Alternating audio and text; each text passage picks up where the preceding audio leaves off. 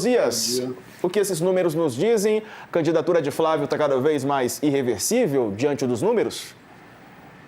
Parece que sim, né? Primeiro, Diego, já estou com saudades, né? Você disse que é o último Verdade, dia, meu depois amigo. vai sair. Descansar um Já pouquinho. estou com saudade. Mas olha só, essa pesquisa meio ideia, ela é preciso analisar antes de entrar nas intenções de voto outros dados, né? Ela mostra que a avaliação do Lula continua no vermelho. O índice de aprovação do jeito Lula de governar é 4,8 pontos menor do que o de desaprovação. Então, tem mais gente desaprovando do que aprovando o presidente. E na avaliação da maioria dos eleitores, 51% do eleitorado, o Lula não deveria continuar no Palácio do Planalto. Para 47%, ele merece obter um quarto mandato. Então, numa eleição plebiscitária, esses dados sinalizam três coisas. Primeiro, que a maioria do eleitorado chega a 2026 com desejo de mudança. E a dificuldade, o segundo ponto, é que a dificuldade de invernizar a própria imagem virou a principal debilidade do Lula. E o terceiro ponto é que não há franco favorito na praça. Agora, no pedaço que traz as intenções de voto, a pesquisa revela que a pulverização da direita favorece o Lula. Em todos os cenários, o Lula aparece com um pé no segundo turno. E no segundo round, ele está numericamente à frente dos adversários, mas amarga um empate técnico com o Flávio Bolsonaro, a madrasta dele, a Michele, e o Tarcísio de Freitas. No mês passado, ele empatava apenas com o Tarcísio.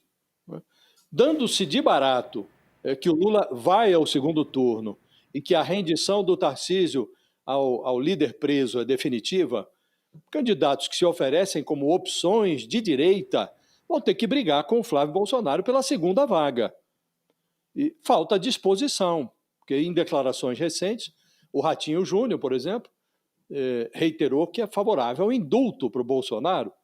O Ronaldo Caiado insinuou que quer celebrar um pacto de não agressão com o Flávio Bolsonaro. Então, o eleitor conservador talvez prefira o herdeiro de sangue aos bolsonaros genéricos. Então, vai se consolidando como uma opção de fato da direita o Flávio Bolsonaro. Nessa hipótese, o Lula guerrearia em 2026 com as armas de 2022, torcendo para que a minoria independente de centro lhe dê novamente uma vitória, ainda que por margem michuruca. Então, esse é o cenário que está esboçado nessa pesquisa, Diego. Para você, Sakamoto. Olha, eu estava comparando aqui os dados, porque o pessoal entender. A gente sempre fala aqui, Josias, eu, todos os analistas aqui do UOL, a gente faz o lembrete de que pesquisa é radiografia de momento, né? É a situação no momento.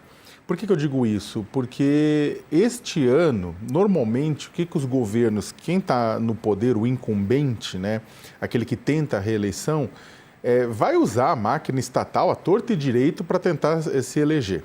Ah, você está defendendo isso? Não estou defendendo, eu estou falando da realidade. Não adianta eu passar pano na realidade. A realidade é essa. Foi com o Lula, foi com o Bolsonaro. A gente estava conversando aqui ontem, o Josias estava lembrando, né, dos pacotes de bondades que foram liberados para o Bolsonaro em 2022. É vale táxi, é vale caminhoneiro, é vale amor, é vale paixão, é vale pedra, é vale areia, vale tudo, né? Literalmente é o vale tudo. E aí o que aconteceu? O Bolsonaro terminou a eleição a 1,8% atrás do Lula em número de votos. Vamos lembrar, votos válidos, né? Passou raspando, né? E tanto é que muito analista coloca que, no que pese os atributos e os méritos da campanha do petista, Bolsonaro também acabou submergindo pelos seus problemas e pelas suas falhas. Mas, por que eu estou dizendo isso?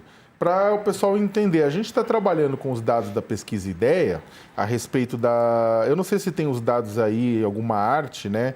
Mas se o pessoal quiser colocar os dados com relação à popularidade e aprovação do Lula, que inclusive os dados que o Josias também levantou, o Bolsonaro, ele estava em janeiro de 2022, pela pesquisa Ideia, ou seja, o mesmo instituto, né?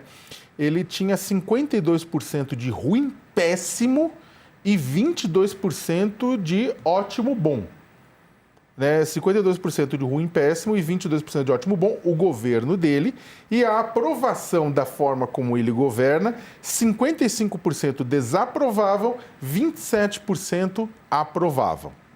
Né? E aí você pega esses números, né, e compara com os números do Lula, você vai ver que, inclusive, o Lula ele está com um péssimo ruim de governo, péssimo ruim de 45% e ótimo bom de 34%. Ou seja, a diferença, o vermelho que o Josias bem lembrou, está em 11 pontos de vermelho no governo Lula neste momento, e no mesmo momento do governo Bolsonaro, ou seja, o comecinho do último ano de governo, a diferença era 30 pontos. E mesmo assim, o Bolsonaro e o Lula chegam lá no pau a pau. Por quê? Por causa da máquina, por causa de um monte de coisa, mas é também por causa da máquina. O Lula vai ter a mesma facilidade que o Bolsonaro em cavalgar a máquina? Não. O Centrão foi uma mãe para o Bolsonaro. Aprovou-se PEC naquele momento, mudança na Constituição, para deixar o Bolsonaro apavorar em gastos na eleição, coisa que não podia. Então o Centrão fez isso, né? Então, quem está reclamando, o Lula aprovou o gás do povo, deve aprovar, muito provavelmente, a gente vai falar nesse programa, a redução da jornada 6-1, até porque se for em votação e um senador e um deputado votar contra, meu amigo, se lascou, não tenha dúvida nenhuma, porque é ano eleitoral. É a mesma coisa que algum deputado e senador que queira ter voto junto aos trabalhadores ter votado contra a isenção de imposto de renda para quem ganha até 5 mil cascalhos por mês. Então, o ponto é o seguinte, é tentar entender, né, esta que é o início da corrida do ano eleitoral, né? É tentar entender o quanto o governo tem de margem de manobra com questão fiscal, com caixa, com apoio no Congresso, com capacidade operacional, né, para poder colocar o seu pacote de bondades na rua, e o quanto o Sidônio vai ter também de trabalho para tentar ajustar a narrativa do governo no sentido de melhorar esses números.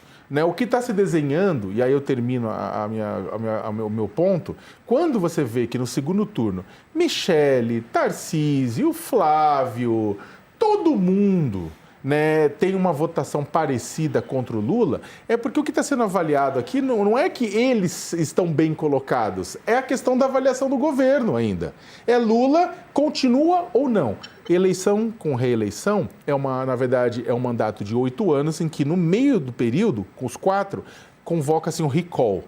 E aí decide se essa pessoa continua ou não. Então, é isso que está sendo colocado. Não importa, qualquer pessoa do outro lado vai ter uma votação semelhante. Por quê? Porque é uma votação sobre o Lula, nesse sentido. Então, o governo tem até outubro para mostrar serviço.